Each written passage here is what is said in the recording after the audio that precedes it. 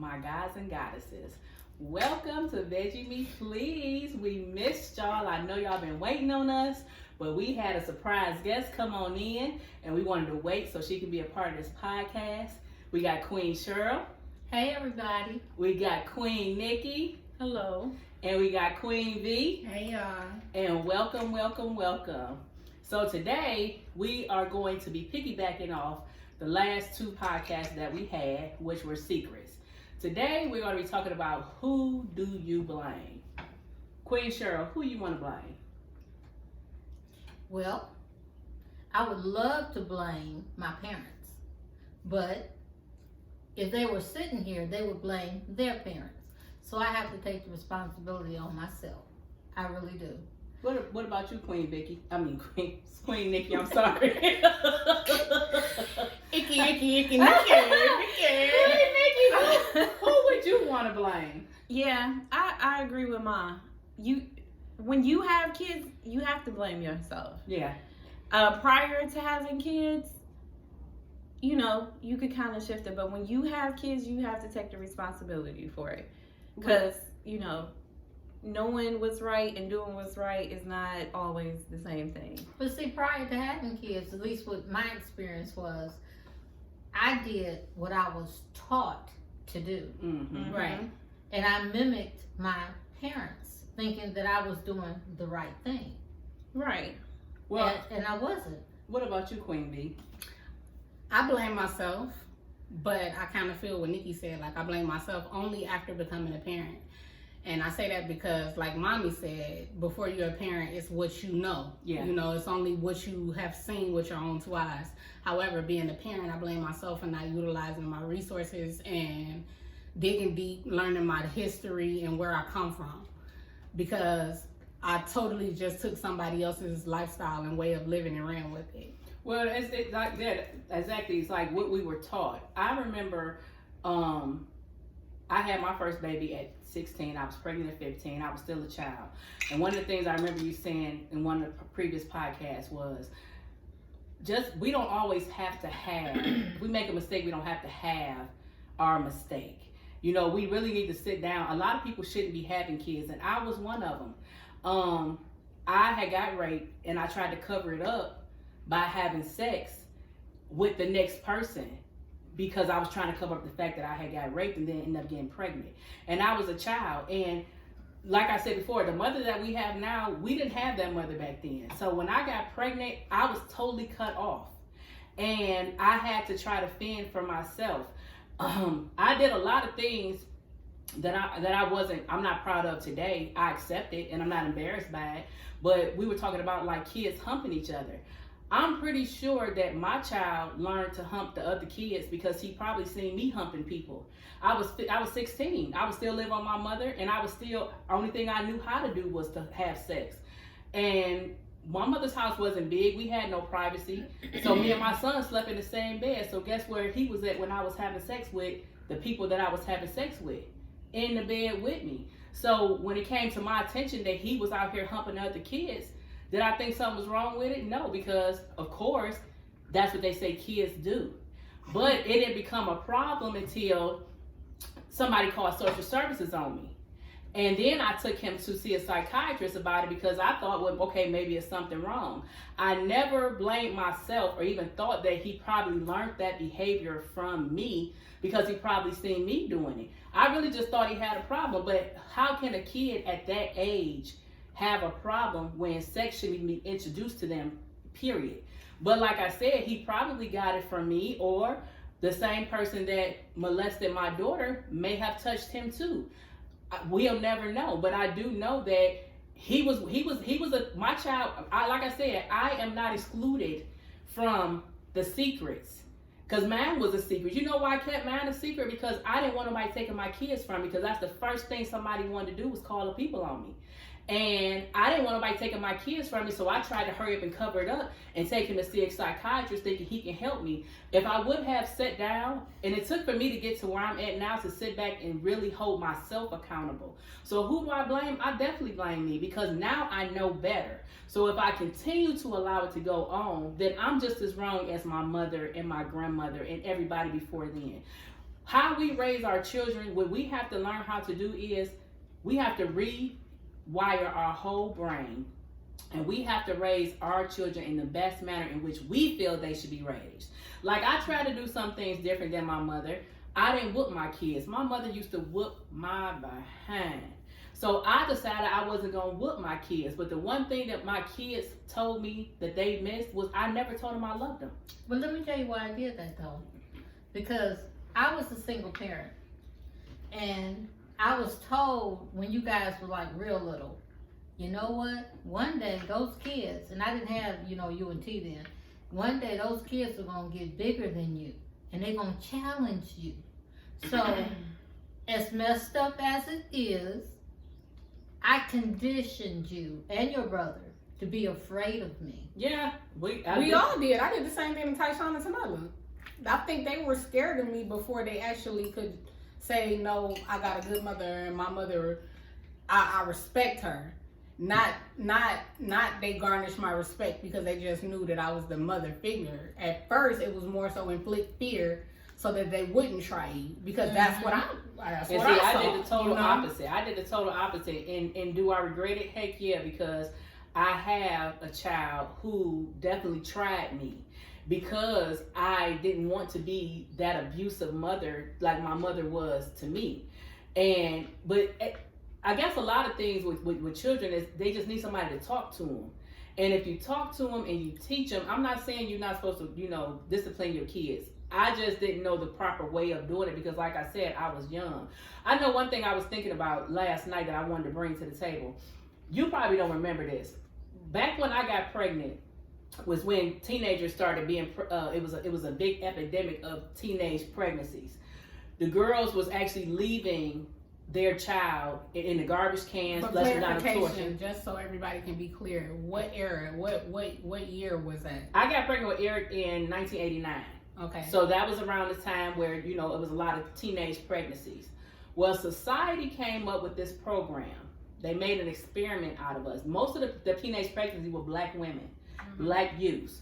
They did an experiment with us black youths. I'm not saying that the other races wasn't involved, but I know it was more so black youth in the urban areas. They did an experiment. It was called the LEAP program. The LEAP program, basically, they would ask you for your social security number. They would put your social security number in the computer, and either you were going to be deemed experimental or non-experimental. The person who was experimental basically got free bus passes, a check, free child care, and everything that they felt would be beneficial to you so you could finish school. The non-experimental person, they gave you no help and basically wanted you to fend on your own to figure out how you would finish school. I was the one who didn't get the benefits. So on top of that, I was already a teenager. I had no income. I had no education. My mother, she wasn't watching no kids. I tried to go back. I didn't get my diploma until I was 21 because I was determined to get it. I kept going back to school to get it, but the government wouldn't give me any help before because because of this system that they came up with to try to see this experiment on if we help them, would they succeed or not? Why not just help everybody? Right. I remember that program. And it was super. It sucked because I actually had to. It made my life even that much harder because now I'm out here. The only thing I got is my vagina. I don't have an education. I don't have no job. I can't get a job because I have no education. And I'm constantly out here having sex with different guys, and I constantly keep getting pregnant. I was pregnant with my son at 15. I had him. I got pregnant again, had a miscarriage. So I probably was pregnant between 16 or 17. Got pregnant with my daughter, had her at 19. Got pregnant with my next son, had him at 20. Got pregnant again, got an abortion, and turned around 6 weeks later and got pregnant with my last child. Nobody saved me. Nobody stopped me. Nobody took me to the side and said, hey, what can we do to help? You just out here having all these kids. You know why though? Because like you said, it's an experiment of the people that look like you. It's an experiment. And that's why it's important to realize people used to always be like, when you become a parent, you a parent. And I'm like, duh, you know what I'm saying? But I get it because today I see so many of our young women, man, our queens, like, becoming parents and think that just because they had that baby, they should be praised as a mom, a mother. Mm-mm. Being a mom and a mother is like the most strategic, hardest job I ever had in my life, because they're an individual, a completely new individual to the world.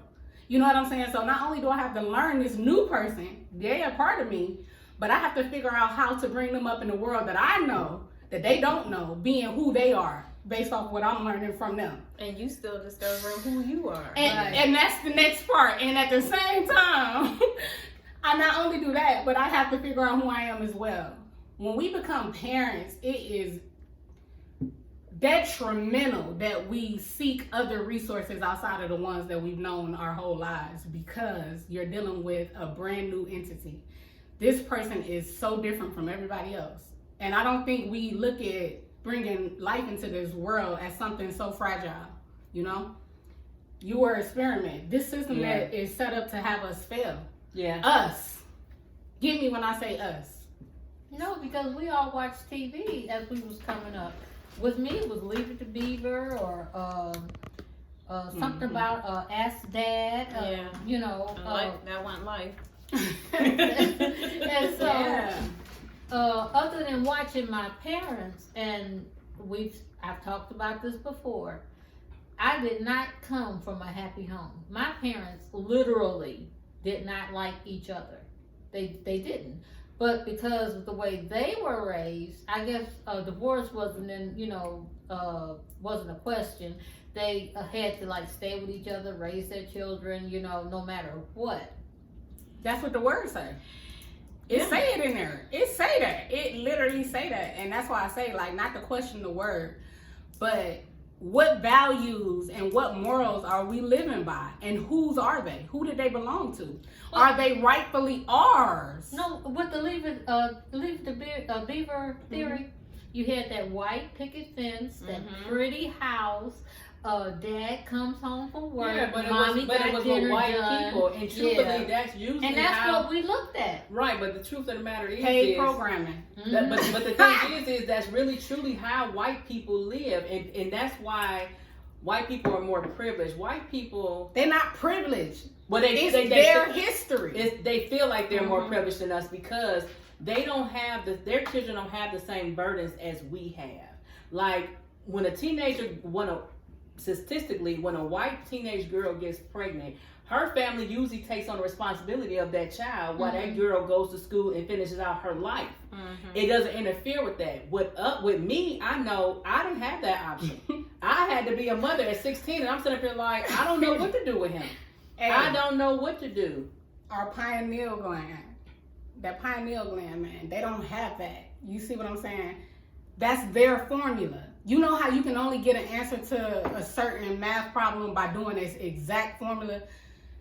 I truly believe, y'all, that each of these races are orchestrated, especially reading the Bible. Like, what I'm learning and what I be researching, we all got our own formula. It's not working for us because it's their formula. The reason it looks privileged to us is because we like, well, how come we doing the same thing and we getting less than? It's because we're not supposed to be doing what they're doing. Correct. So that's why I say it brings me back to what have we been conditioned to believe in? Because if we gonna verbatim believe everything that we've been taught, we are going to keep following the same formula and failing. And I want to say, with our parents teaching us what they thought was best or whatever, I remember when I got pregnant, I was 18, I left home, and I was determined no matter what, I didn't want to be a statistic. So I stayed with my child's father because I didn't want mom and dad to have nothing to say. I didn't want to have to come back home. And it was like, no matter what we went through, I stayed for that reason, which is horrible in itself, and that's a whole nother story. But one day, me and dad was having this conversation, and I told him that's why I stayed. Years later, mind you, he was like, girl, you just could have came on home and would have been okay. I sat down on the couch and was like, are you serious? Like, really? I could have. Man, but that's what I say. We go through so much because we're conditioned to believe that we have to do that. Yeah. Like, like you said, like what even with me, when I became a parent, mommy told me I could stay there, but it was just like it was different. Naturally, it became different because now not only am I'm a adult legally, I'm 19 years old, but I got a baby. Oh, you need to be around here moving like a grown lady. Exactly. You know what I'm saying? So that kind of forced me, like, you know what, shoot, if I got to go through all this, I need my own. And the first thing that we basically conditioned ourselves was to survive. Because at 16, that's what it was. I had became an adult at 16. It was no more, I'm going to buy you clothes, or I'm going to do this and I'm going to do that. No, she cut me off completely. The only thing she gave me was a roof over my head. And I was going to ask you about cut off completely, because you did have a roof over your head, food to eat. Yeah, I had that, but I didn't have all the other, like, I didn't get the clothes, and I didn't get anything for Christmas. Like, I was totally not a kid no more. And sitting up and looking at my kid's father, he was still getting stuff. And I was like, well, why I ain't getting nothing? I was so upset. It was like, at that age, I totally wish somebody would have stepped in and said, hey, let me help you. And my mother, let me tell you, she did say, I'll take your son and raise him and let you go back to school. But guess what? I just felt like she had ill intentions. I didn't feel like it was coming from her heart, because this, like I said, this was a person who never said she loved me, never said I was beautiful, never said anything like that. I was like, no, this is just a plot. She wanted to take my child from me. And then I was in my head, I've always been so determined that I was like, I made this mistake. I didn't know it was going to be this hard. When I say, honey, if I could just go back into the hands of time and do it all over again, I would have, because I definitely didn't know it was going to be that hard. No, I would have took him. I already loved him. Raised him. And honestly, had you got yourself together, wanted to come back, yes, I would have been a bitch about it. But I'm the grandparent. Yeah, I figured that. But I'm gonna be honest. I'm out, you know. If you would have, I think I really truly believe that I would have finished school. I wouldn't have kept making the same mistakes, because after I had my son, I was in straight survival mode. So it was all about laying with somebody to get a couple dollars so I can take care of my son. It was never about me. It was about me and my son. So I didn't care about me. Like, I didn't start caring about me probably until about 2 years ago. That's when I became vegan. That's when I became spirit. That's when I became all of this, because I had to learn who I was, and I had to start loving on me, because I looked for everybody else. And why? Because you didn't have any children at home to distract you. I went through the same thing. Well, yeah, I did, but because my whole life has always been about them, and even if I wasn't the best mother, I've always made my whole life about them, and that's all I've ever known was survival. I told you a long time ago, even when you had your children at home with you, and Trey was still living. Yeah. I said, Alicia, whenever you get paid, always buy yourself a gift. Yeah. Do something for you. Yeah, you did. It took a long time to start doing that, but it took even longer for me. So I watched y'all though, but I have really watched y'all from yay high to now. And before, maybe like 4 years ago, 5 years ago, I would say it's God first, then the kids, then me. However, it's God, then me, then the kids. Yeah. Because if I don't take care of me, I cannot do anything for my children. I have to make sure I'm straight first. And call it selfish, but I am selfish. God knew I was selfish when he gave me them. So I have to be selfish enough to make sure I'm okay, to make sure they okay. Yeah. So ladies, please remember that. Like, God, you, then your babies. Because whether or not y'all realize it or not, y'all feel y'all babies because you fell in you. Yeah. If I would have, well, like I said, at 16, I didn't even know who I was. But let's say fast forward, if I was maybe 20s or 30s, and I loved on me, if I was in a better place, I could have definitely loved on my kids in the right manner. The one thing that my daughter told me that truly hurt my feelings was, when her situation happened to her, I told her she had to be tough. And it hurt my feelings because the person that I am now would have never told her that. But we were raised like that. We were raised like that. I remember going to a funeral and Dad was like, no, you need to get it together. You need to hold it together because you need to be there for somebody else. And it was just like, I can't grieve right now because how can I be there for somebody else when I haven't grieved myself. That was one of the hardest things. For you. That was one of the hardest things I had to learn how to do. And I had a good girlfriend that told me that. She was like, girl, you got to let that out. Don't keep holding it in. Because when my son passed away, yeah, I cried, but I didn't grieve. I came right back down to Georgia and went right to work.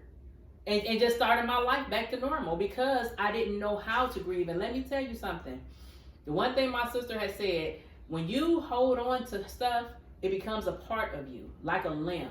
Even the bad stuff. Even the bad stuff. And do you know, now it was only 3 years in. He only been gone 3 years. And the day that I grieved, I really felt like I was about to die. The room started spilling. That's how hard I cried. So people who have deeper rooted grief and hurt, we know it's going to hurt to let it go. But once you let it go, your life is going to be so much better. You're going to move so much better. You're going to feel so much. You're going to look so much better because you finally have let go of that negativity. Yeah, man. How do we start the healing process? By doing this. Having conversations. Open, honest conversation. And being okay to where they go. Right. And respecting where everybody is at their particular journey. Right. Val told me a few days ago that she's never seen me get emotional or anything like that, and the only time she's ever seen that from me is when my mom died. I've been conditioned that way. I was gonna say, yeah, I have probably before Val, but to be honest, when I did see it, I was shocked. I didn't know what to do. Like, should I hug him? Yeah, I didn't know what to do. The only time I've ever seen you be emotional is when you've been drinking. Like, even when Trey passed away, I seen you, shed a couple tears, but you were like, other than Shantia, you was like the strongest one in the bunch. I was like... And I'm going to tell you why. Because in my heart, I knew he was already gone. So what we were saying was, like, it's a conversation. And conversations like that, the ones we've been having, you see, it involves other people. Yeah. Not to involve somebody just to drag them along, but it's kind of like, dang, I didn't know that by me doing this, it affected you like that. Yeah. Mm-hmm. And that's what it comes down to. It's like, how do we fix it? We can only fix it by talking about it, even though it makes us uncomfortable, even though people might judge. But who are those people when it comes down to family and love? Yeah, and that's the one thing. A lot of people, family ain't like it used to be. Back in the day, I know me and Mom was just talking about it earlier. I said no, save it for the podcast. Back in the day, your neighbors was your family. Yes. Your aunts and your uncles was your family. Yes. And if you did something wrong, you had a lot of repercussions behind that. And just because your parents didn't get you don't mean your neighbor didn't get you, your aunt didn't get you, or something like that. We don't have that kind of unity because don't nobody want to talk about it. We sit up here, and I have been victim to it too, and would sit up here and talk about people in my family because they were at a different level than what I felt they should be at. But who am I to talk about people when I was the same person? I was the same person. And now that we're out here talking, you don't want to talk back? We have opened up the podium for you to come back and talk. And everybody, just because we exposing ourselves doesn't mean you have to expose yourself. It's just about having a conversation. It doesn't have to be on camera. I just felt like I want to be as transparent as I can because I know it's other people out here that's going through the same thing and they don't know how to come from it. A lot of people are still walking around in the darkness and don't know how to come to the light. So we want to be your light, and we want to be able to show you how to overcome these generational curses, these generational karmas, these situations that we have been through. It was hard. It was definitely hard to have to look myself in the mirror and have to hold myself accountable for everything I have did. I never forget, me and my sister was looking at some pictures that I took before I became spirit. Honey, I was embarrassed. I was about bent over in the chair looking back at it. I was embarrassed because all my videos. Come on, man. I was embarrassed, but that's what I felt I had to do to get some attention.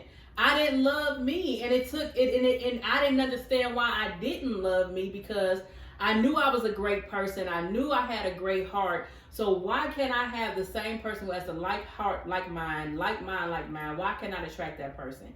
Because I didn't love me, because I was never taught that.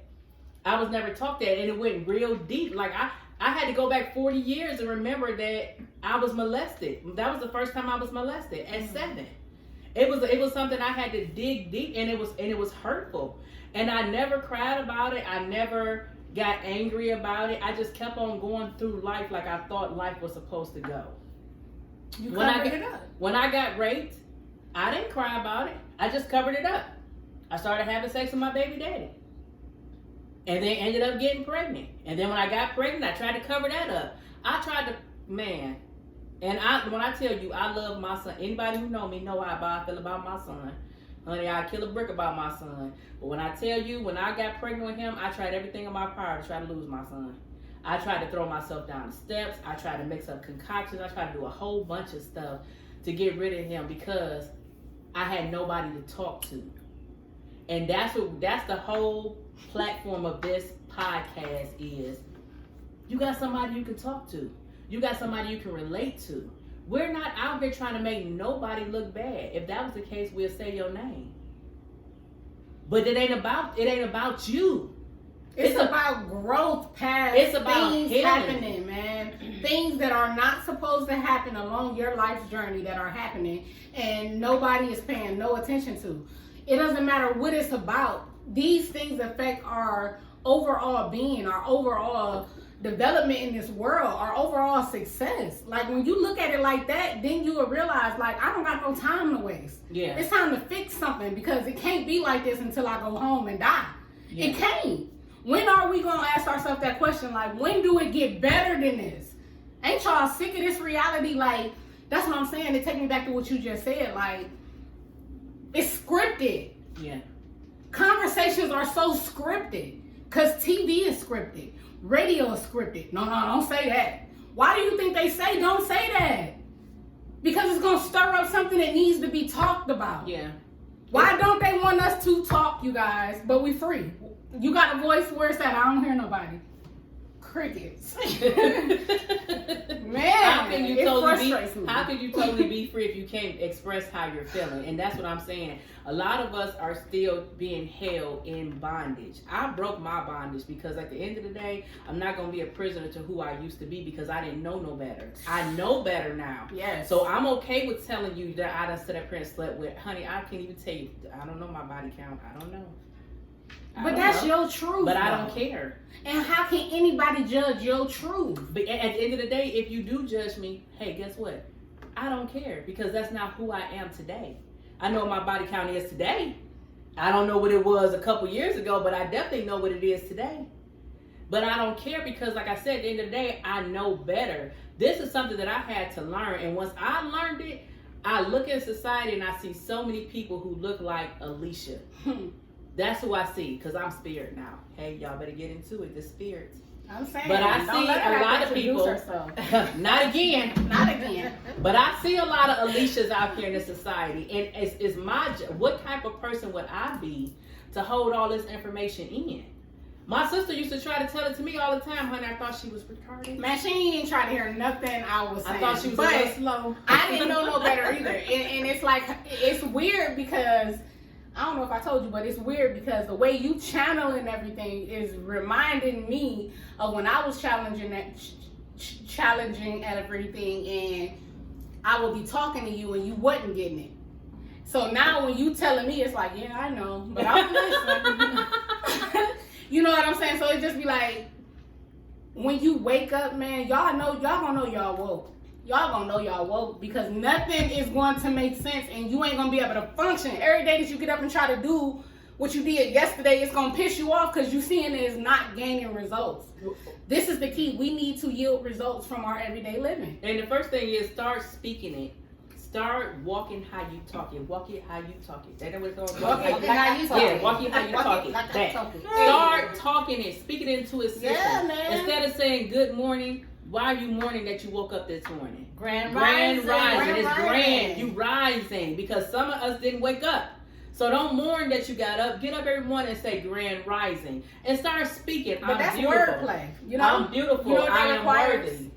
That requires utilizing resources. As a black people, we don't utilize resources. Right now, this right here Yeah, we in the age is the of most technology. powerful thing that we got, man.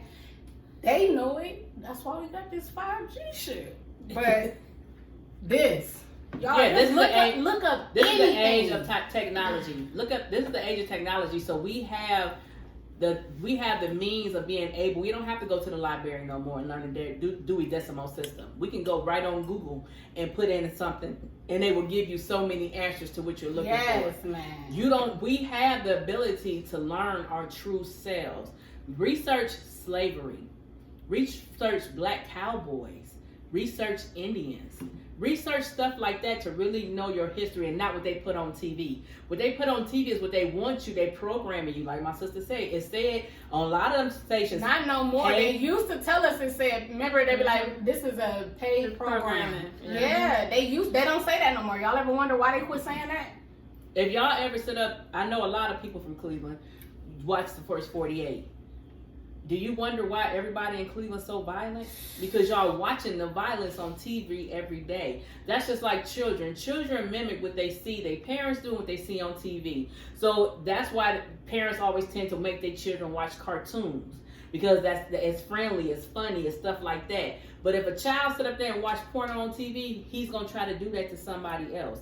It's the same thing with adults. What we see, we do. What you speak is what happens. It's your reality. If you sitting around here saying, oh my God, I'm so depressed, you're going to be depressed. Yes. But if you get up every morning and say, I am happy, I have joy, that's what kind of day you're going to have. get beneath me. That's what day you're going to telling have. you, man. You have the power to create your own reality. And it all starts with you speaking. Even having those uncomfortable conversations. When I had my conversation with my daughter, I'm telling you, it took me out. It took me about a couple weeks to get myself back together because I didn't know how much I had damaged her because I was damaged. So now I'm becoming a better me so that I can help her to be a better her, because what I look like being great and my offspring isn't great. And her offspring isn't great. So it starts with me. Even if my mother decided that she didn't want to be a part of this journey, it still starts with me. Mm-hmm. And I'm holding me accountable. You got something you want to say, Miss Cheryl? You over there being quiet. Come on. No, I mean, because I hold myself accountable. Yeah, I do. We have to. And we have to be okay with losing some people being uncomfortable, people thinking you weird. Let me tell you something it was so funny, and it meant a lot to me, even though he was trying to be funny. My cousins called me Alicia Badu, and I laughed about that for 3 nights straight. Chill, man. But the thing about it was, I would rather him relate to me as Alicia Badu. I'd rather him relate to than me what they too. used to relate to me as. Yeah. I like hearing that my nieces say, I can appreciate this TT. I want them to appreciate me as a TT. So no, it didn't bother. I thought it was so funny. He even called me Miss Cleo too. But we ain't gonna get on that part. But it's okay with people thinking that you're weird. It's okay. We've been told that we're witches. I ain't never seen witches that look like this. But you know what though, and that's just it though. Like, if you put too much emphasis on what somebody is telling you, you depriving yourself. Yeah. You know what I'm saying? So you cut it off. You cut it off at the head. Once I hear that you have no understanding for what I got going, and I know I got sense because I know I talk to my creator every single day, and he's okay with where I'm at, I gotta cut you off at the head because I'm now questioning my higher power. I'm now questioning my common sense and what I've been brought to, and I've been brought to a light. So can't nobody tell me that I've been brought to a light. So who am I to tell you that what you see ain't your light? Let's just say we're gonna cut it off right here because we agree and to disagree. Well, the Right. one thing they You say, know? the one thing they say about when people wake up is you're not gonna be able to get everybody to understand what you're saying. My sister's been woke way longer than me, and when I tell you, she was speaking French to me when she used to try to tell me the stuff that she tells me now. But now she be sitting up here like, I remember I used to try to tell you that. And I'm like, no, yes I did, remember? But that's what I'm saying. It's like talking to a baby. The conversations we having right now, I could never sit this conversation with my granddaughter because she would never understand it. So some things you just have to be at peace with that they not gonna understand until they wake up. Yeah. Some people aren't. Some people okay with going to sleep. I used to be too. I used to be okay with just being a daydreaming about the life that I wanted to have. Until I got sick and tired of seeing everybody else have it, and I wonder why I couldn't have it. They ain't no better than me. Nah, but you following somebody else's formula. You know, it bring me back to that. You gotta be that strong to be like, you know what? I'm standing up for myself. Yeah. Not, I'm standing up for my sister. I'm standing up for my mother and my father. I'm standing up for myself because something ain't right with the way that I came up. I know it's something off. Yeah. Because I shouldn't be right here in life. Yeah. But for my guess children, Guess what? Once you are woke, it is hard to go back. no, it You ain't don't go hard. back. You can't. You You can't. cannot. Uh-uh. And that's why I say it becomes like, I was just telling you that. Yeah. Like, once you show somebody that you latched on, they're not about to let you sleep. No. They ain't about to let you sleep. Once you wake up, you don't go back to You sleep. can't go back to You sleep. don't go back to sleep because it'd be frivolous. You'll be done made your own self crazy. Man, that's Trying how people, to- I think people go crazy because they let the rest of the majority of the world convince them that there's something wrong with them. Yeah, because they will. People will look at us because one thing about it is you will start having your own identity. That's what it is. How I dress right now, this is how I like to dress. It ain't because I thought anybody else thought it was gonna be cute. I put this sunflower in my head because I was like, girl, you better. You look cute with that. I put on my rainbow dress. My mother was just asking me, when did you start being so colorful? I was like, about 2 years ago. About 2 years ago, I just realized I like every color in the rainbow. But peep this story, and it makes so much sense to what we're talking about. When she was a kid, my mother used to put rainbow barrettes in her hair. All the time. She loved it. I But when loved she went to school, people used to be like, rainbow bright, rainbow They bright. used to bully me. And she never wanted those again. Mm-mm. She suppressed what she truly loved for over 40 years. Yeah, my mother. Pleasing the outside world. Because they That's just like sad. purple That's used to sad. be my favorite color, but when I was a bigger person I had this big old purple coat and they used to call me Barney, so I never liked purple again. I didn't like the colors of the rainbow because my mother would put all these rainbow colors in my hair and I just knew I was cute, but when I went to school they would bully me and they would call me Rainbow Bright, so I didn't like that, so I picked the cut color green was always my color. But now you can call me Rainbow Bright. I am very bright. Yeah. Because you're in tune with who I you am. truly are. I'm And you very don't care beautiful. what nobody else I thinks. don't. I don't care what nobody thinks. I don't care what nobody says of how I look. I don't care what nobody says about how I talk. I don't care about none of that. Like I say, I hear jokes all the time, but they're good jokes. But I hear jokes all the time, especially with me being vegan, especially with me being holistic, especially with being just this wonderful spiritual person, because I'm a whole vibe, y'all. Y'all better catch it. Y'all better catch some of It's this. fairy dust around here. Hello, I sprinkle it all the time. Y'all see all the smiles? I called my sister. I said, peace, love, and light. She started giggling. She wouldn't stop giggling. She would not stop giggling. I'm trying to get used to you saying it too. I like it. It's Peace, just love, I and gotta light. get used to it. Yeah. Peace, love, and light. Because hello is hail and low. No, I won't. But peep that though, hell and low. No, I want to That's give you too peace. low I want to vibrating give you energies. love, and I want to give you light. I want to give you energy. That's a frequency. But wait a minute. What about goodbye? I don't know about goodbye, but I do know about blessing. Be less. That's why, like Yeah. when I put the post on my Facebook page, I put say it back: peace, love, and light. There's People were nothing saying- good about bye. People were saying That's why peace, I say namaste. or namaste. Yeah. And that's how I say, but that's your reality. Yeah. And who am I to tell you that you shouldn't do that? Because you done did some form of research where you done earned your stripe to feel like that's okay. Yeah.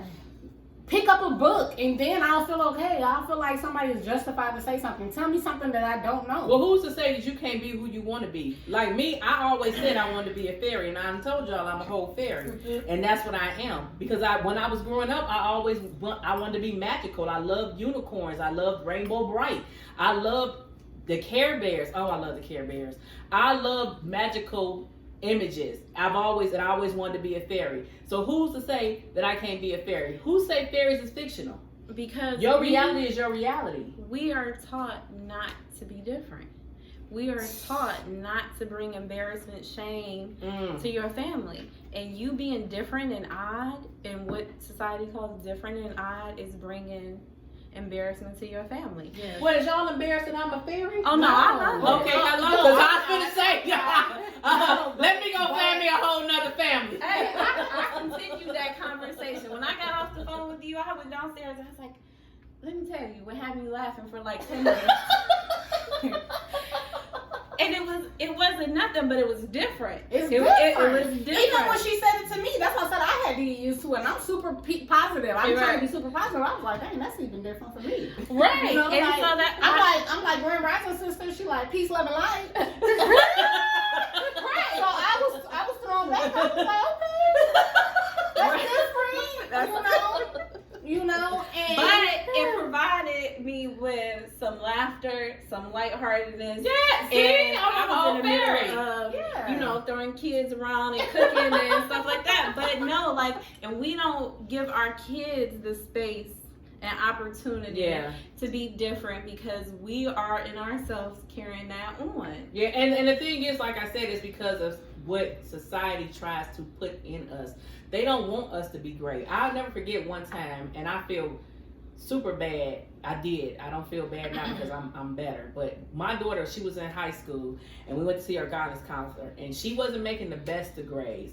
Her guidance counselor asked her, and this is a black guidance counselor, asked her, what did she want to be when she grew up? My daughter said a social worker. That lady told my daughter, you need to be more realistic. With the grades that you have, you need to be more realistic. And I let that lady say that to my daughter, and I didn't say nothing. And that's not to cut you off. Tell me this. I gotta know. What would you have said though? If I was who I am now, Yeah. my daughter can be whatever she wants to be. Mm-hmm. And you should be ashamed of yourself for telling my daughter she cannot be who she wants to be. I would like to speak to your supervisor. Because now I would tell my daughter, don't you ever let nobody tell you you cannot be who you want to be. If that's who you want to be, then that's what you're going to be. One of the most positive experience that I had with somebody who was a professional. One of the kids was struggling through school, doubting their ability because it was hard. And I took the younger kids to the doctor. And you know, when you have a conversation, you close with the doctor and they know your family, you have conversations. Yeah. So she wanted to offer her words of encouragement. She was like, all doctors didn't make straight A's. You think I'll make straight A's? No, we didn't. We did not. But don't let that discourage you from pursuing what you want to do. Right.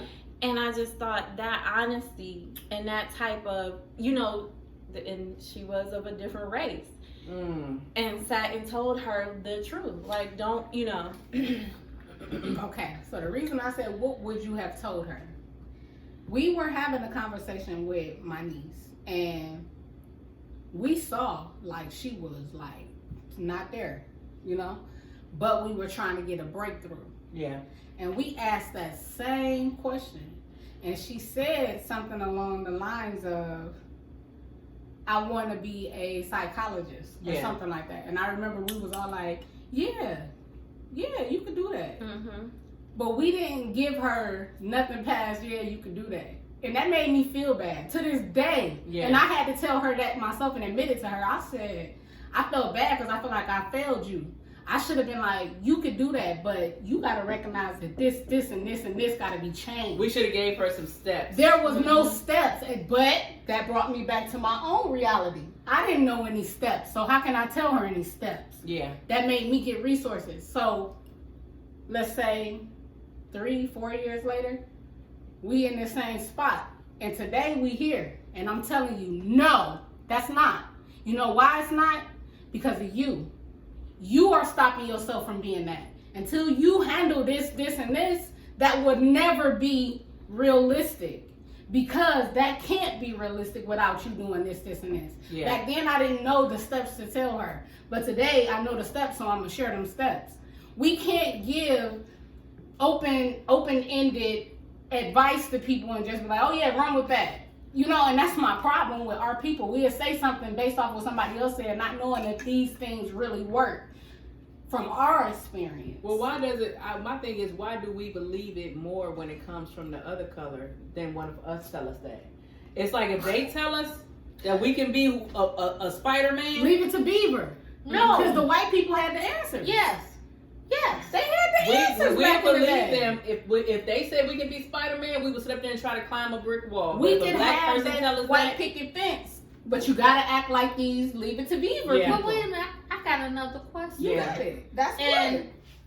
it's not going to be answered right now, but I have another question. okay, what's the question? Our ancestors Yeah. put everything in stone. Everything. Mm-hmm. They never put Jesus Christ in stone. Never. Mm. They put everything in stone. And when you say our ancestors, who are you referring to? Like our ancestors Our or ancestors. our culture, a race? No, our ancestors, ancient Egypt. Oh, okay. Okay, that's what I was trying to make Yeah. sure. Like, are you saying like Granny and Grandpa never put Jesus in stone? Mm-mm. Or Ancient Egypt. oh no, ancient Pyramids. Egypt don't. They put everything in stone. Well, they do put him in stone, but he's not who we recognize him as. That's what I'm reading right now. It's deep. Let me tell y'all something. It's Knowledge It's deep. is It's power. power. It's Right. Knowledge is power. They had their own God. Mm-hmm. Just like in our Bible, however, I'm saying our because, let me say I'm saying our. I'm saying our because up until this point, I only know it to be our Bible. However, when I'm reading, we signed a covenant to be free from Egypt, but not knowing my own ancestry, how do I know that I was freed up under that covenant? Why don't I know my ancestry? Because Jesus says that what we do is witchcraft based off of our Bible. What I'm reading, it's witchcraft. It should be shunned upon. People believing in other gods. You do not praise moons. You do not praise suns. This is what our Bible say though. So are we really praising our Jesus or are we praising somebody else's Jesus? And you will never know unless you just believe exactly what somebody else told you. And that's where I'm at today, and I'm not scared of that. I'm actually doing the work. I'm reading this book because I need to know that I'm standing for this. On it. I need to know that I'm standing for the right morals. In the book that I've always known, our Holy Bible, it does say that stones and praising the moon and the sun and witchcraft and spells and all of that is something that should be shunned upon. These are people, when we took over Israel, when we went over and we got ready to take that promised land, they said the people that are here, do not listen to them because they praise a different God. Guess what I'm trying to figure out right now? What God did they praise? Because what if I was an ancestor of one of them people and right now I'm trying to praise the covenant that I signed? Or am I even part of that covenant? Well, know your history. That's what I'm saying. Well, the one question that stands out that I see often is, what was your religion? What was our religion before we became slaves? Who were your people? That How can you even know a religion if you don't know your people? But like, what was the religion? What was the God that we praised before then? Because mind you, the book is written in English. Africans didn't have an English language. This language was forced upon us. This is the language they gave It's us. not our language. This is not even our language. So what was the language and what was the book that we read out of? So and who do we get our blessings from before we became slaves? Because the slave owners is who read us their Bible. It ain't our Bible. They it's their read Bible. our Bible because we couldn't interpret that. They didn't want us to be able to read. So we believed everything that they read and said that was how it was supposed to be. They basically said in the Bible that if we didn't listen to them, we would burn in hell. Mm-hmm. But it does say that in the Bible. Y'all know how many times we were slaves in the Bible. I just want to know. Who was slaves? I just want to know though, but why are y'all okay with that? Like, I don't feel like I'm supposed to be a No, slave. but look how we can talk about it. But like, it's a conversation. This is a conversation that people don't have. And that's- because and- they make other people. And we're all okay with the conversation. And the thing But is, that- with the slave mentality is it goes so much deeper than just being the slaves that used to get their backs whipped that picked cotton. We being the slave to these secrets and this karma. Keep this. Did y'all know our Bible say? Did y'all know our Bible say that if a man does wrong against the covenant, against the commandments, the orders of our God, he has to receive 40 lashes, but no more than 40 lashes. Yeah, no more. So were we wrong for getting beat? Which is making me question, are we serving the right thing? But the thing is, hold on. If it says if a man Let me does read something your wrong, mind, if I'm a telling man does something wrong, he gets 40 lashes. 40 lashes. But did they say the color of this man? Because why wasn't the white man getting 40 lashes too? Because the white man was doing just as wrong. No. Listen to what I'm saying though. It says that up under the covenant that we signed. And that's what I'm saying. And y'all okay with that? But did y'all even know that? Because that's what it go back to. Yeah, It's like, it makes me angry. It's I had a problem getting baptized, y'all, for a long time because I was scared that I was getting baptized. When people talked about God growing up, they made it seem like he'll strike you down. Yeah. Like, you bet not lie. That I was used to the be fear. scared That to was lie the because I'm fear. like, if I tell this lie, I'm about to get struck down. That Dead, all right? goes back to the whole topic of generational curses. Yes! Because we were also taught that if you praise God, you could not, like, you couldn't be sad. You couldn't be sad and praise God. You couldn't cry and praise God. And that confused me because it was just like.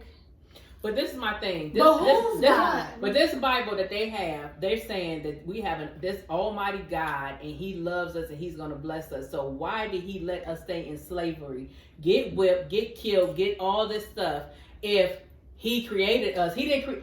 What kind of God would create people to be slaves? Because you're not following the commandments. That's what I'm saying. Until you And read only it, the you're not gonna get commandments. it. The commandments is only to black people. But look though, Because I'm confused. But that's why I say you No, should it's read not. it. It's You not. should read it Read because it. it does not. It never says black. It says brown. It does say dark colored. You're gonna see dark colored. You're gonna see brown. You're gonna see Canaanites and different names of tribes, but you're not going to see like these people were of color. They make reference to hair analogies like hair. Like wool, like wool of a sheep. So it's gonna make you think like, well, dang, in this life, people that got wool hair, they usually black. And you know what? Let's talk about that sheep.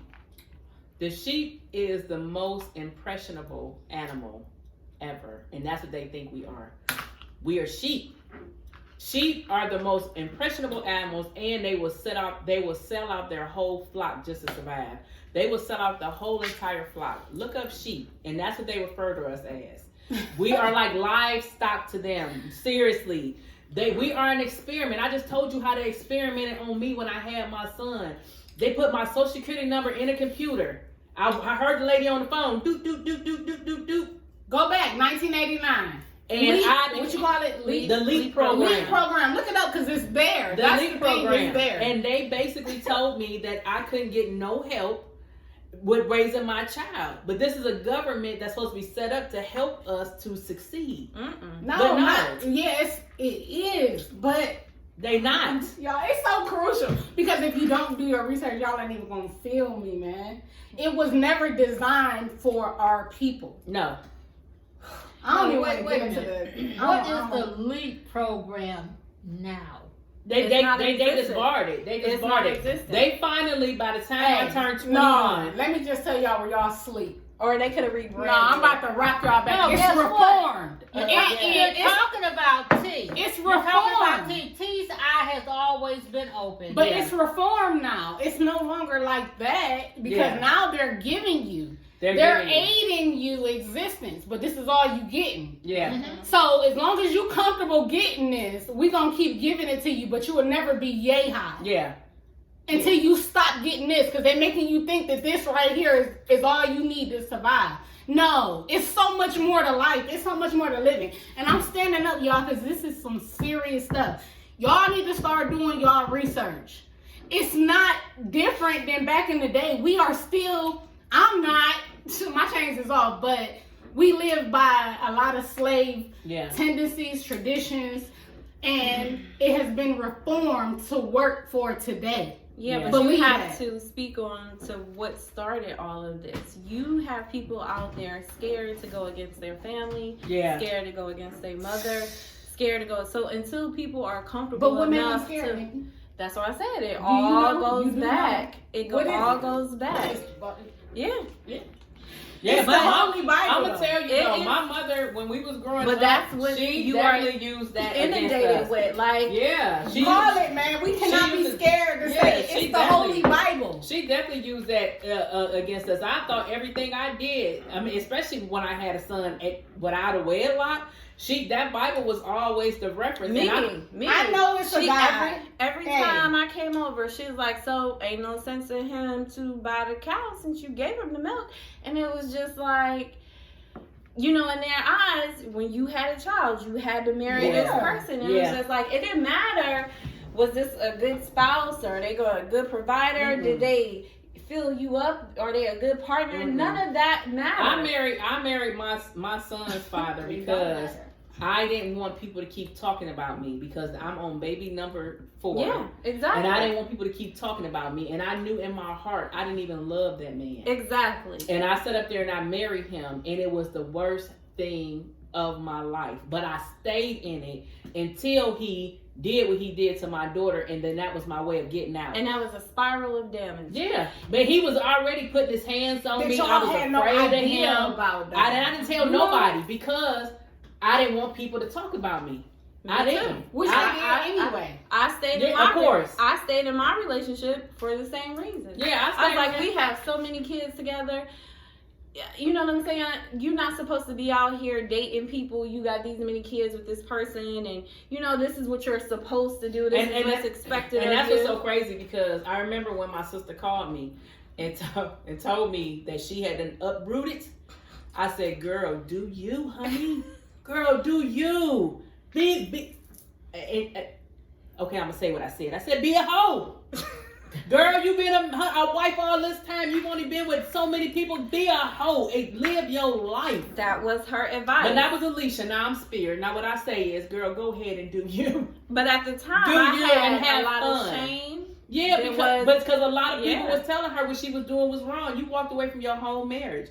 But at the end of the day, I didn't look at it like that. I'm the way that I am now is, if you're not bringing substance into my life, if you're not enhancing my smile, because I'm already gonna smile every day. Yeah. But if you're not enhancing that, if you're not bringing substance to my life, you don't need to be in my life. I'm so okay with being a hermit right now. It ain't even funny. It ain't, because it's gonna take a special type of person to come in my life and want me to open up them doors and allow That's you into right. my universe. That is so And right. we have to stop being who we think society is going to want us to be for them to accept us. Because let me tell you something. All them years I was trying to be who I thought everybody wanted me to be, and they still was talking about me. They didn't even want to spend time with me. They didn't even want to kick it with me. And I was trying so hard to be who I thought they wanted me to be. The way that I dressed, I tried to dress extra skanky because I didn't think nobody was gonna want to talk to me, because I didn't think I could hold a candle to my sister and my cousins. So I dressed extra skanky. Oh, the outfits! I'm so glad you guys don't see those. It's shameful, I almost couldn't go out once because of one of those outfits. honey. Oh, it was shameful. But like I said, I know it took for me, the way that you start healing is, first start, let go of that baggage.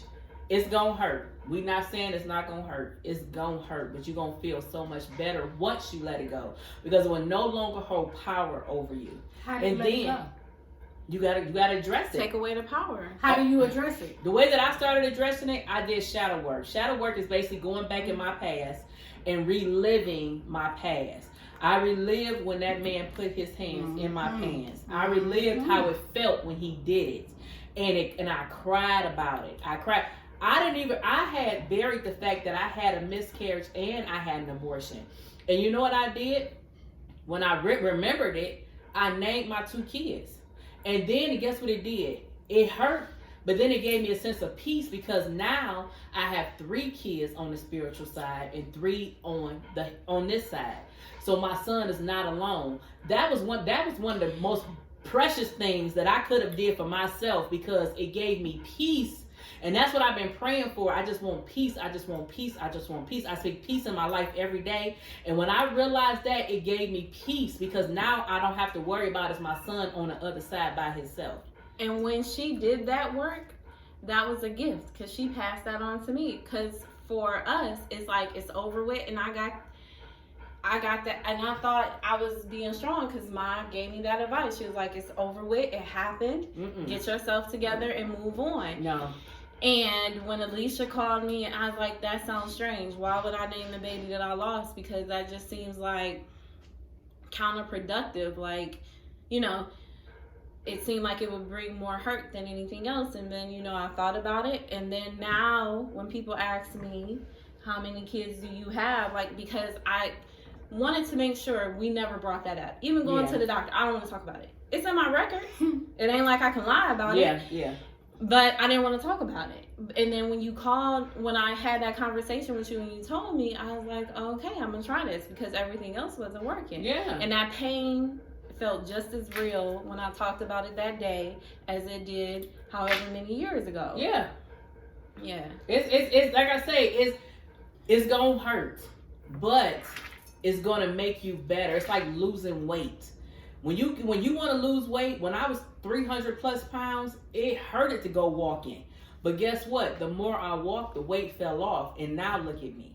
For you to get to a better place in your life, you're going to have to dig deep, do some shadow work, and do some journaling. A lot of things I do is I'll start thinking about some stuff, and then I come up with a whole, like, my autobiography is going to be awesome. Because I literally look at different, like with me, the one thing I did was I wanted to figure out, when did I lose it? Like, I know from 7 up until Mama left, Mama Lester, it was bad. I know that from 10, maybe to about 11 or 12, it was bad. 13, I was a good life.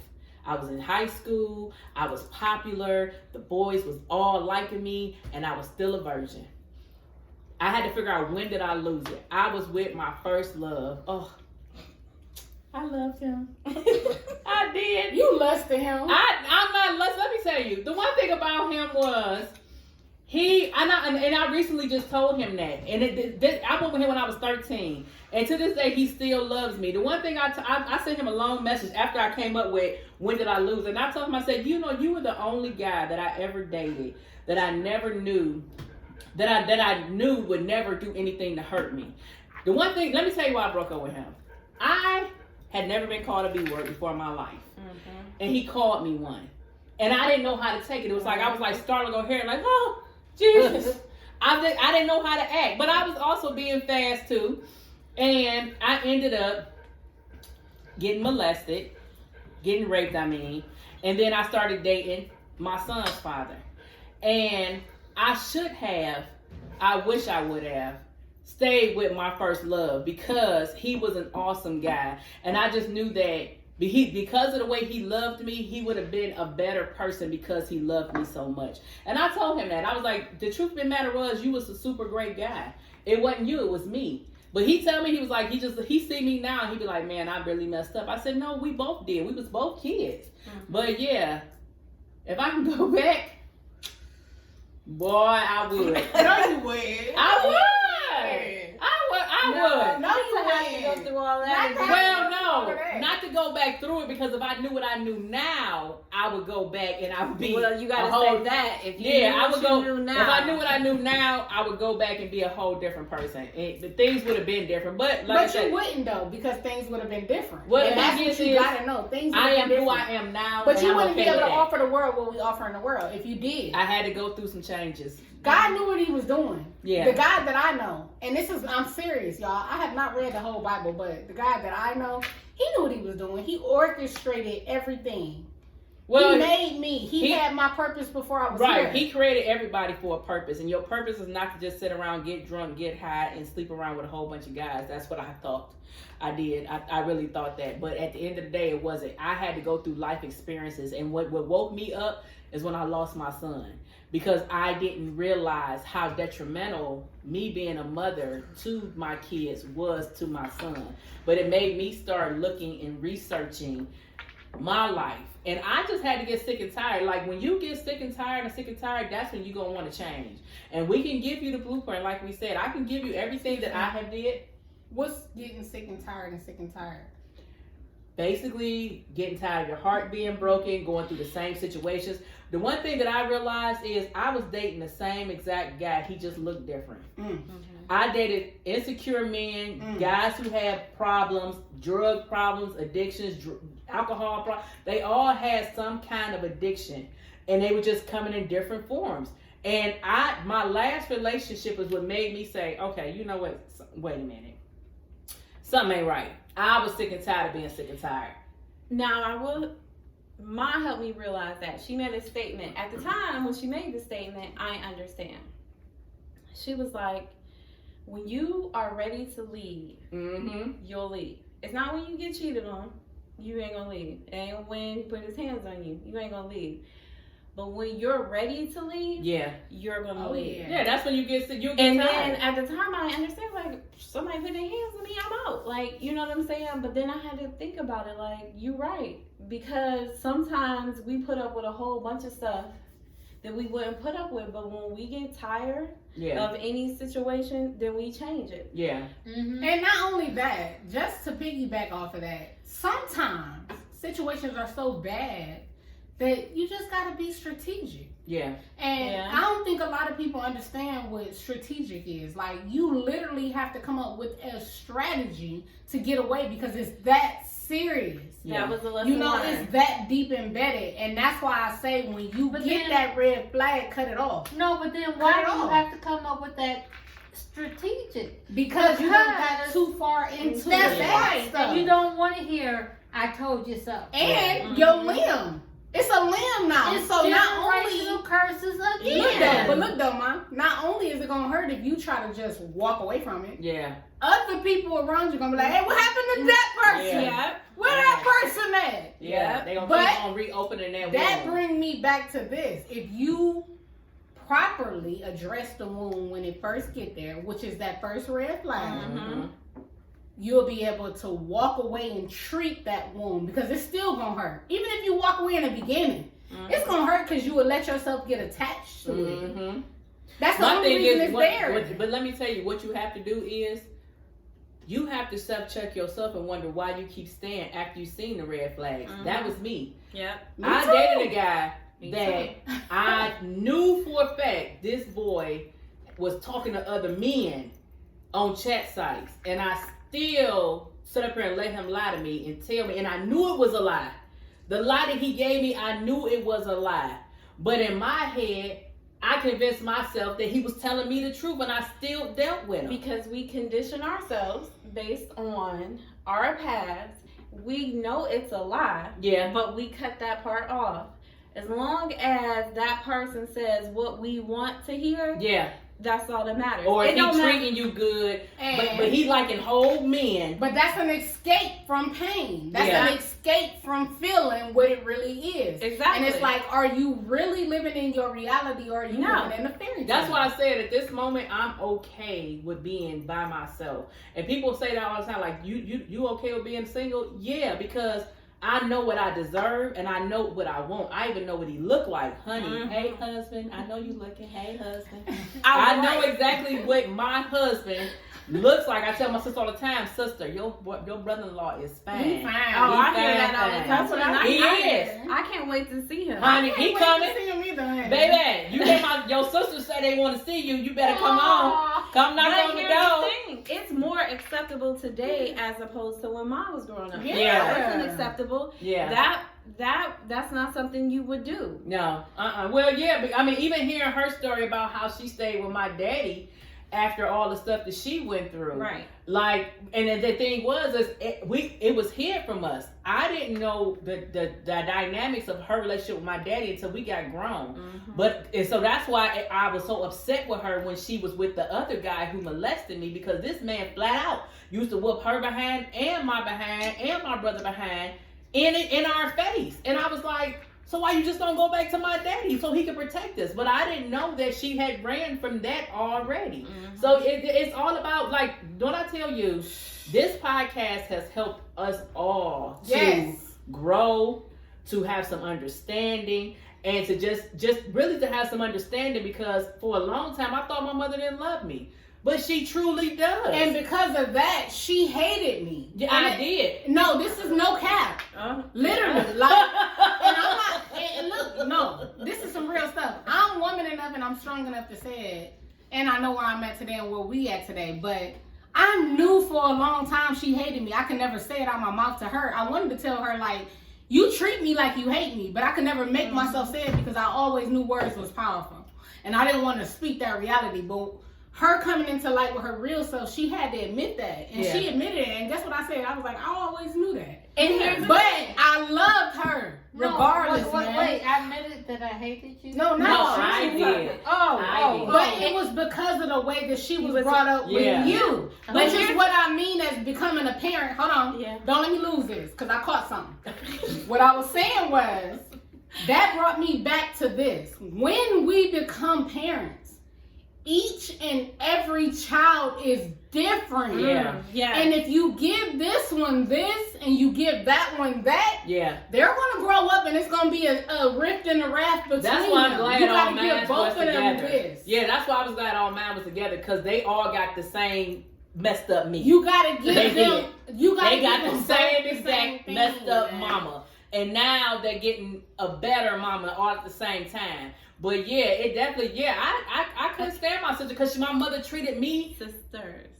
Okay, so let me tell you about my sister Nikki. No. Okay, let me tell you about my sister Val. I didn't like Val. Val. I didn't like Val because mommy treated Val different. She had us 11 years apart. She was not the same mother she was to me that she was to my sister Val. I'm talking about my sister Val, even though she got pregnant when she was 18, had Tyshawn when she was 19, she had a whole baby shower, they had gifts, they had all of that. I got nothing. But you understand But you that don't now. know. But you don't even know the magnitude. No. Yes, I do. I do know. But I'm just you saying. got a baby shower. You didn't give me a baby shower when I had Eric. No, I didn't. No, you didn't. Yeah, I did. No. But you understand the progression and growth. It's Why yeah. she was a progressive. different mother Yeah, with she Val is. Yeah, than she did was with change. you. She No, never changed. nobody Now let me told tell you that. about my lovely sister here. I did love her at one point, but some point I felt because I had no friends, and I didn't like Val, and so She did. Nikki came along, and then she started liking Val, and I'm like, no, Val- that's my sister. And exactly how this looked, this how it was. I was in the middle, so I was like this. I'm like, but that's my sister. Why she gonna like the one that I don't like? Because Val could accept my love. Well, you see, couldn't. You I- didn't want to because you didn't know how to receive I love. didn't. This I is didn't. important. We're having a breakthrough. You guys, that's what you call a breakthrough. You see this right here? I didn't know how to, because again, It goes back. They go my back. mother wasn't the same. She treated them boys totally different than she treated the girls. And I then just felt not like with only me being that- the oldest, Well, I let's tell the truth. Tell the truth. Not only that, Mom. let's yeah. talk about how I'm treating you right now. But I think Amazing. Right. Let's say amazing. But before, we're not talking about now. We're talking about before.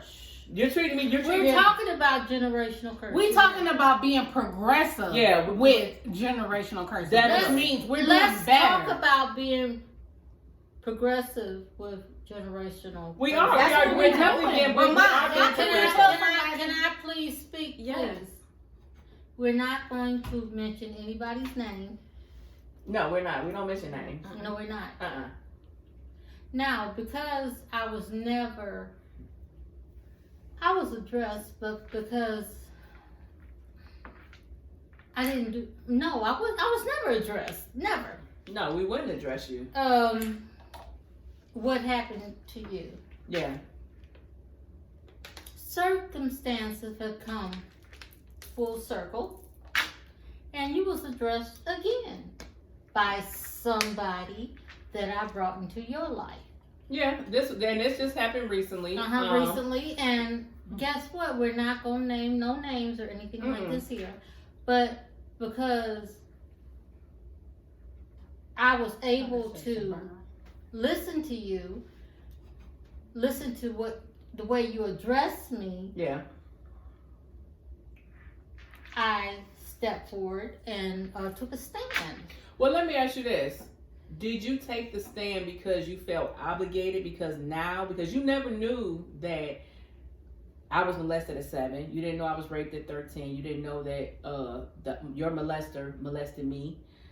I don't remember the age that it happened. But now that you knew that, did you feel obligated to stand up for me now that it happened because you didn't stand up before, because when you wasn't able to. Yes, I did. And if that's the wrong answer, I'm not sorry, because I never was given a chance. Yeah, well, no, you can't be sorry for something you didn't know. You can't. And now that I know, because it has come full circle. Yeah. All I can do is apologize to you that. But see, the thing is I'm a whole grown fairy right now, and that person that actually tried to pursue me or whatever they call themselves doing, it definitely, I needed that, because like I said, it helped me to go back to when I was 7, and I realized even though we was talking about it, I still hadn't dealt with it.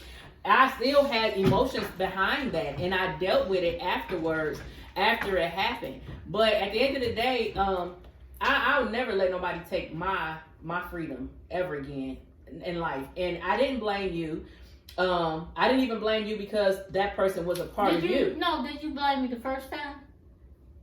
I blamed think you did. I blamed you the first time because I felt I didn't know that Granny didn't tell you. You thought I never fought for you. You heard. You said you heard. I heard Granny. What I heard, I was in the kitchen and Granny said, "What did he say?" And you said, "He said he didn't do it." And then there was nothing else after that. So I felt like you didn't stand up for me, and it was okay. That's why. If that's the truth, no, I didn't. Well, like I say, that's why when it happened to my daughter, I went full throttle for her, because it was like I was winning the fight, not only for myself, but for her, because I wanted her to know, no matter who else in that courtroom, I'm always going to be there. And that's what I felt like. That man is still, I don't even know if he's still walking around, but that man's never received any kind of repercussions for what he did to me. Actually, none of them did. Like, and the truth of the matter is it messed me up because my whole life. I'm gonna tell you something. Had I known about Leonard would have been dead in his grave. Well, and yeah. we don't say names, but I'm saying right now, because I don't even know who I am Facebook friends with your brother. Hey, sir. But Mom, look, this is what I want to say. Hold on, Mom, for real, just serious. And all rights preserved, okay? Mm-hmm. Listen, back then, being the mother that you were and what you came from, let's just say that for real, you wasn't in the right mind to make the right decision. Let's just say that, Mom. Yeah. Because that's not the mind you got today, baby. You did not have that mind. The thing is I had let it go. You don't know what you would have allowed.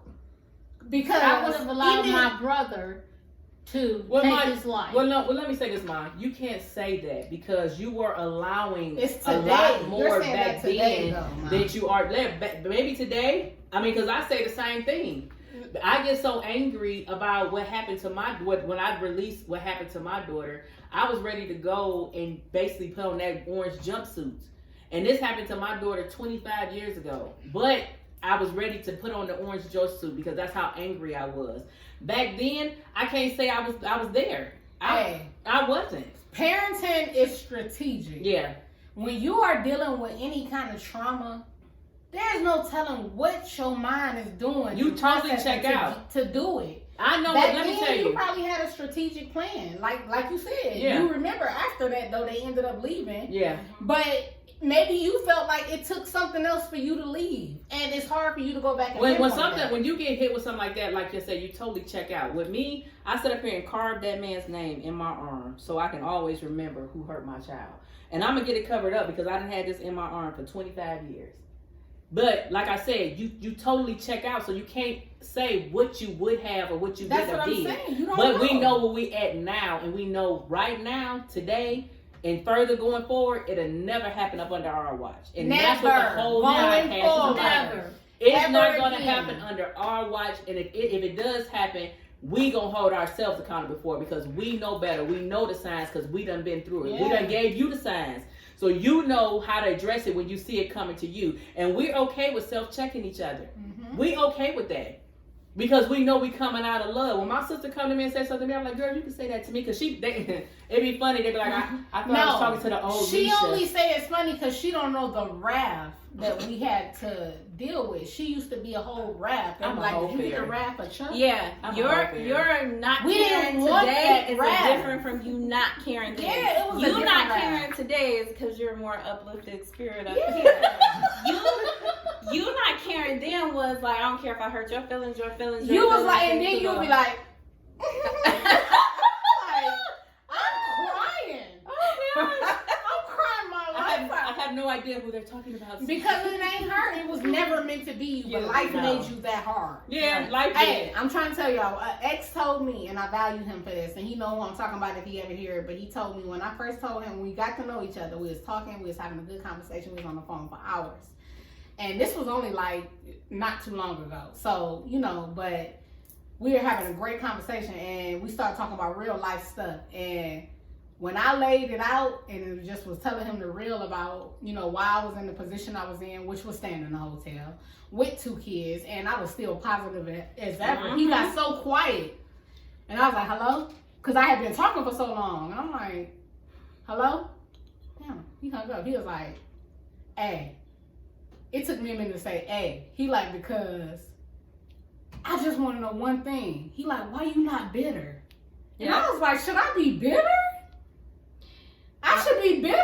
I remember that conversation. That would make everything take over my whole life. Yeah. Like, I would never be able to get ahead if I'm bitter. And I'm like, do my story sound that bad? Look, they made me look at myself like, dang. I'm glad I don't receive it that way. Because he said bitter. When you look up the word bitter, I have never been bitter. And he didn't even know me, but just me sharing with him what I had been through up until that point within the last 5 years. It was I just like, have wow. definitely been bitter for my whole entire life because of the things that I've been through. I never could understand how some people were so happy and so loving. And I just felt like my whole life was just, I don't know. I can't even explain. I can't even explain who that child was. I don't.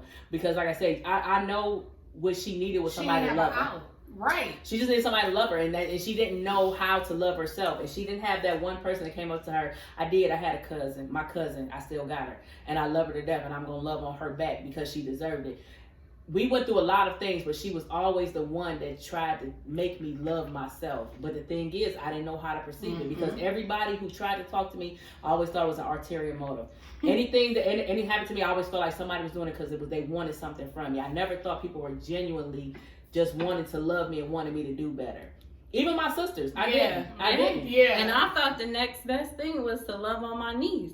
And then at one point, I thought you had a problem with me loving on my niece because... Well, she did. The old her, because it was looking like, why you trying to do more than what I'm doing? I'm like, well, this just why you trying to upstage me? But that was a sick version. You know what I'm saying? That's why it's important you ought to recognize it because you don't always realize what you're putting off. Yeah, you don't. Because you so sunken. So, you know what I'm saying? It starts with self. And sometimes I'm gonna tell you it's gonna be hard because especially if you're used to being around a lot of people and having a guy and whatnot or whatever, you need to take some time for yourself.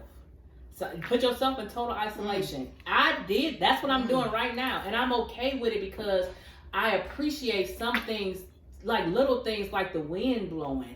Man, have you ever felt the wind blowing on your skin? Lord have mercy. Oh, Or the sun. Or the sun. In your face. Yes. And you're not going to grab some glasses. Like I appreciate the smaller things in life, and I'm super appreciative of the sun and the moon and the smell wind. of rain. My plants growing, the rain. I'm learning what do I love about me. I love being a whole fairy, y'all. I do. That's like for the 18th time. That's why I say, like, when you become awakened to something, you can't put it down. You can't. Y'all better recognize her for what she is.